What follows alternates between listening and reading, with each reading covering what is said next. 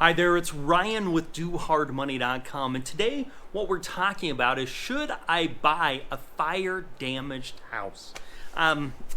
It really depends, right? So I've dealt with a few fire damaged houses. I had one house that was a rental property of mine, where the tenant actually put the gasoline right next to the water heater. Okay, so they put the gas tank right next to the water heater, and you can imagine what happened.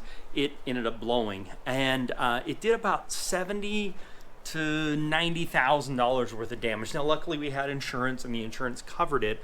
But the issue was, man, is it worth fixing this property up, or should we just sell it as is?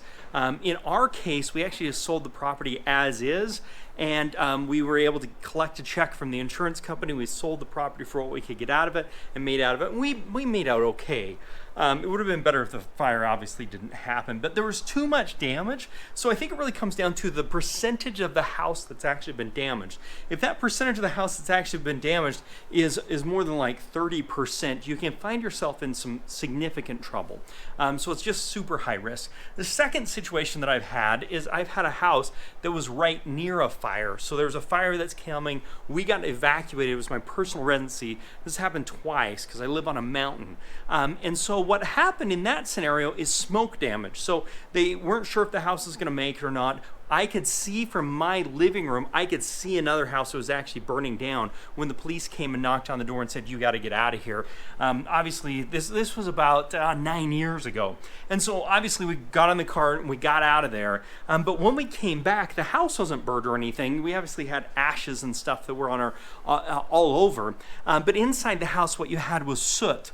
And so you had to take these special, I don't know if you want to call them sponges, and you had to go and you had to wipe down every single thing all over the entire house because it smelled like smoke. And until that was done, and until you did an ozonator, you put an ozonator, it changes the ions in the house didn't smell great. So that took like $15,000 approximately to get the house back into the shape that it should have been in if the fire would have never happened. So there's a couple of examples that I'm dealing with. So my rule of thumb when it comes to fire damaged house is, if the house has about $5,000 or less in fire damage, then it's acceptable. You should move forward with it. If it has more than $5,000 of fire damage, I wouldn't recommend going forward with it. Again, unless you're a licensed general contractor, you've had experience with fire damage. If that's the case, it might be worth looking at. But for most people like me, I want to stay away from those fire damaged houses.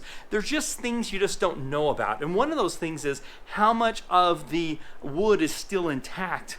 So if it's a certain percentage, then you can leave it. If it's too much, you have to add on to it. If it's more than that, you actually have to replace it. So you get into all these things that become, basically they become wild cards. They become things that you don't know how expensive it's really going to be to fix the property up or not. And I don't like dealing with that. I like things where I have a really good idea what it's going to cost, a really good idea what I'm going to sell it for, and I don't have a lot of guesswork or gambling going into it. That's the whole idea of investing is mitigating risks as much as possible. So when it comes to fire damage houses, if it's a simple fire damage or smoke damage, it's under $5,000, maybe under $10,000, go for it. Just make sure you get good bids. Make sure you get it looked at quite thoroughly. If it's over that, you've got to get engineering and everything done on it, and only touch those if you're a general contractor that has experience doing that. Otherwise, stay away from fire damaged houses. It'll save you a lot of hassle, especially if you don't have expertise in the subject matter.